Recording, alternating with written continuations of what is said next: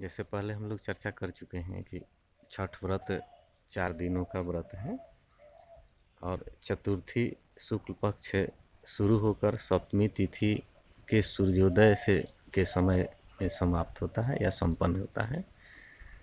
और इस 4 दिनों के अनुष्ठान में चारों दिनों का अलग अलग महत्व है और चारों दिनों में पहला दिन या चतुर्थी शुक्ल पक्ष को नहाए खाए मनाते हैं।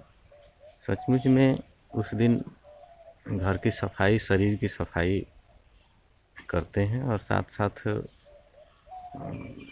आगे पर्व की तैयारी है। हम यूँ कह सकते हैं कि एक तरह से इस बड़े अनुष्ठान के लिए, इस बड़े पर्व के लिए शरीर को भी तैयार किया जाता है। इस दिन नहाए खाए के दिन व्रती पवित्र तरीके से स्नान करती हैं और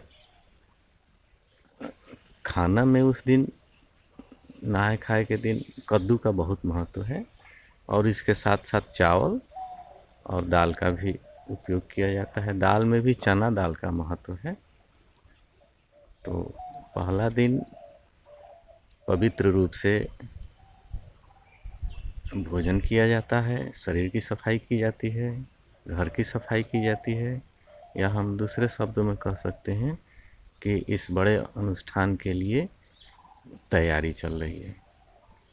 और उस दिन से घर में किसी तरह का वैसा भोजन जो वर्जित है वो पूर्णतः बंद हो जाता है। यहाँ तक कि घर में लहसुन प्याज भी नहीं आता है।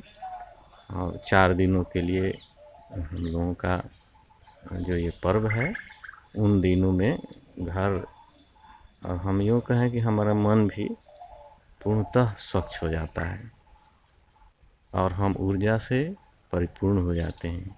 व्रत करने वाले लोग इस व्रत को करने के बाद बहुत सारी बीमारियों से भी अपने को रक्षा करते हैं और साथ साथ उनमें ऊर्जा भर जाती है।